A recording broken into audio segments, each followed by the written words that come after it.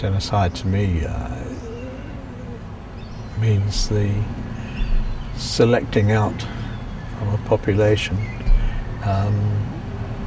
a different ethnic or racial group or religious group from within that nation for extermination, for removal, for rape, for death and destruction. We lost our community in Holland. It was walking through Amsterdam. It was like a ghost city to my mother, because she would look at places where, her friends lived here and those people lived there, and they were all gone. They'd all been murdered.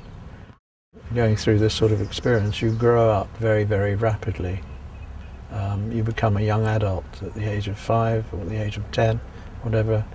I didn't have a normal family life with brothers and sisters and a mother and father protecting us in a sense which one can expect from parents. I didn't learn the normal behavioural tactics, playing with brothers and sisters and knowing your place within the group and with your friends outside, where you learn to negotiate, you learn to find your place in society. So we lived a sort of hidden life for a number of years. I merged in, I went to school and went to the normal Christian assembly, and I learnt to live as a sort of hidden Jew in society. And we learnt, as survivors in England, not to talk about our experiences. We learnt to clam up. And that, not exactly the best way to deal with a wound.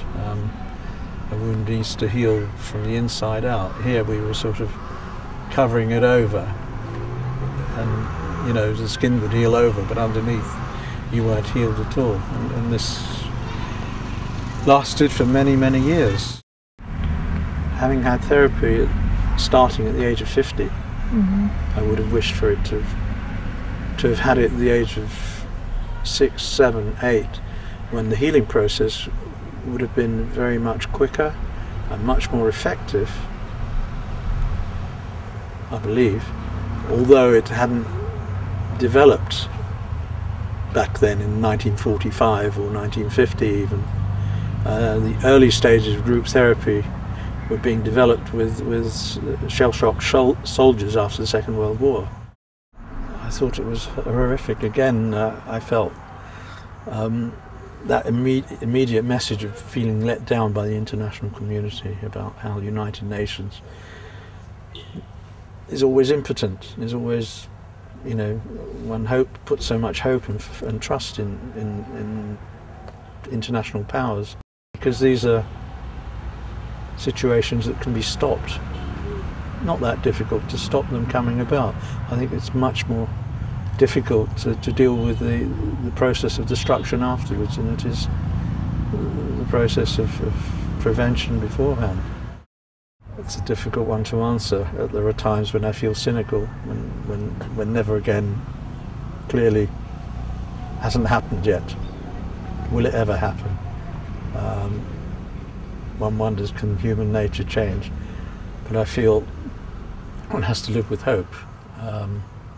One has to hope that we can improve this world, and whilst there are people that will that put their effort behind trying to make it a better world, then I think we will eventually succeed.